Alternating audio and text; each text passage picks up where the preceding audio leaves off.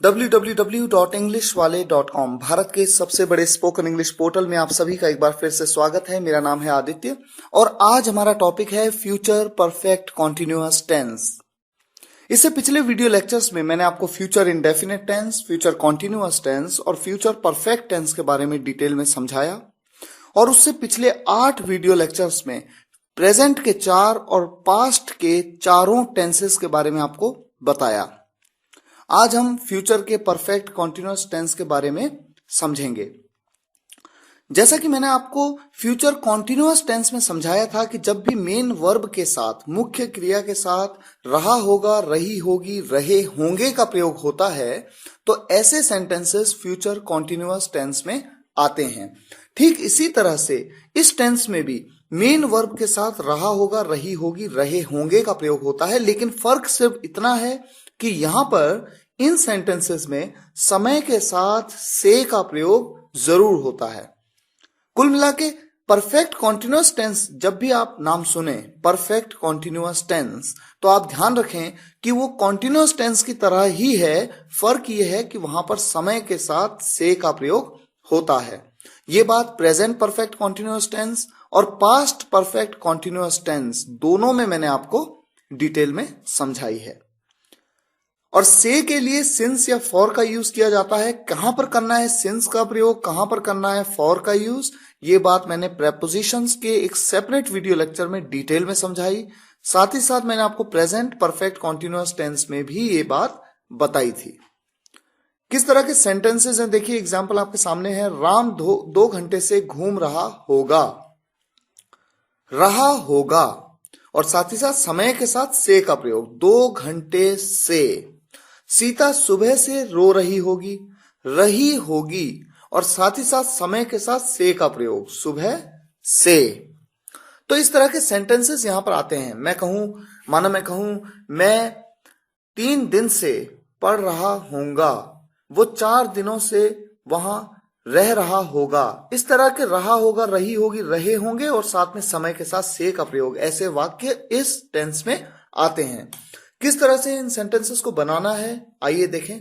सबसे पहले affirmative sentence, सकारात्मक वाक्य। जैसा कि हर टेंस के वीडियो लेक्चर में मैंने आपको बताया है कि सकारात्मक वाक्य वो होते हैं जिनमें नॉट का प्रयोग नहीं होता, नहीं का प्रयोग नहीं होता और न ही कोई प्रश्न पूछा गया होता है। तो किस तरह से बनाना है इन सेंटेंसेस को देखिए। Subject plus will have been, यहां पर जो आपकी हेल्पिंग वर्ब है वो है विल हैव बीन। उसके बाद वर्ब की फर्स्ट फॉर्म, उसके साथ लग करके आएगा आईएनजी, उसके बाद ऑब्जेक्ट और फिर सिंस फॉर का यूज टाइम के साथ में। एग्जाम्पल देखिए आपके सामने है, राम घूम रहा होगा। इस सेंटेंस में अगर आप ध्यान दें समय का यूज नहीं किया गया, समय के साथ से का प्रयोग नहीं हुआ है, सिर्फ रहा होगा। इस बात से आप पहचान सकते हैं कि ये फ्यूचर का कॉन्टिन्यूअस टेंस है। Ram will be walking. लेकिन जब आप सेंटेंस में समय के साथ से का प्रयोग कर देते हैं, जैसे आप कहें राम 2 घंटे से घूम रहा होगा, तो ऐसा सेंटेंस परफेक्ट कॉन्टिन्यूअस कैटेगरी में आ जाता है और आप यहां पर कहेंगे Ram will have been walking for 2 hours. एक सेंटेंस और लेते हैं, वो खेल रही होगी। ये फ्यूचर कॉन्टिन्यूअस टेंस का सेंटेंस है, शी विल बी प्लेइंग। लेकिन जब मैं कहता हूं वो सुबह से खेल रही होगी, सुबह से समय के साथ से का प्रयोग, तो आप कहेंगे she will have been playing since morning. इसी तरह से देखिए नेगेटिव सेंटेंस में, नकारात्मक वाक्य जहां पर नॉट का प्रयोग होता है। सबसे पहले सब्जेक्ट, उसके बाद विल नॉट हैव बीन, यानी विल हैव बीन में विल और हैव के बीच में आपने नॉट का यूज किया। उसके बाद वर्ब की first form ING plus object plus since for plus time. Example देखिए आपके सामने है, राम 2 घंटे से नहीं घूम रहा होगा। Ram will not have been walking for 2 hours. वो दोपहर से नहीं खेल रही होगी, she won't have been playing since afternoon. Will not को आपने कहा वोंट। ये बात अपोस्ट्रॉफी में भी मैंने आपको बताई थी कि किस तरह से 2 वर्ड्स को आप एक बना देते हैं अपोस्ट्रॉफी के यूज के साथ। और साथ ही साथ मैं आपको ये बताना चाहूंगा कि सिंस और फॉर का यूज कहां पर होना है, ये बात मैंने प्रेजेंट परफेक्ट कॉन्टिन्यूअस टेंस में भी आपको बताई है। तो अगर कोई कंफ्यूजन हो तो आप उस वीडियो लेक्चर को देखिए। अब बात करते हैं इंटेरोगेटिव सेंटेंसेस की। प्रश्नवाचक वाक्य ऐसे वाक्य जिनमें प्रश्न पूछा जाता है।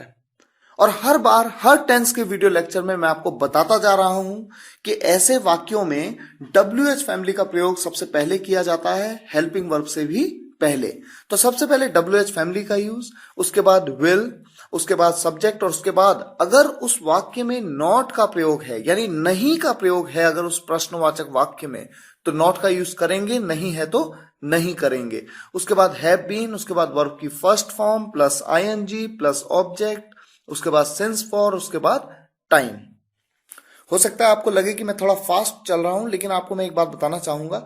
अगर आप मेरे सभी वीडियो लेक्चर्स को एक सीक्वेंस से देख रहे हैं और समझ रहे हैं, और खासकर अगर आप टेंस, पहले टेंस से, प्रेजेंट इंडेफिनिट टेंस से अगर आप वीडियोस को देख रहे हैं, तो मुझे नहीं लगता कि आपको ज्यादा समय लगेगा इस बात को समझने में कि मैं आपको यहां पर क्या बता रहा हूं। लेकिन अगर आप डायरेक्ट इस वीडियो को देख रहे हैं तो हो सकता है आपको कंफ्यूजन होगा, क्योंकि कई चीजें मैं यहां पर स्किप कर रहा हूं। जैसे फॉर एग्जांपल मैंने कहा WH फैमिली। अगर आपको WH फैमिली के बारे में पता ही नहीं है तो फिर आप कैसे समझेंगे इस कॉन्सेप्ट को। और WH फैमिली के बारे में मैंने एक सेपरेट वीडियो लेक्चर में WH फैमिली के चैप्टर में आपको इस बात को बताया था। साथ ही साथ हर टेंस में मैं आपको डिटेल में बताता जा रहा हूं कि WH फैमिली क्या होती है और किस तरह से यूज होती है। अब एग्जाम्पल लेते हैं कॉन्सेप्ट के तौर पे। राम 2 घंटे से कहां घूम रहा होगा। यहां पर WH फैमिली है कहां। कहां के लिए आप यूज करते हैं where will Ram have been walking for 2 hours। वो कब से खेल रहा होगा। यहां पर समय नहीं बताया लेकिन पूछा गया।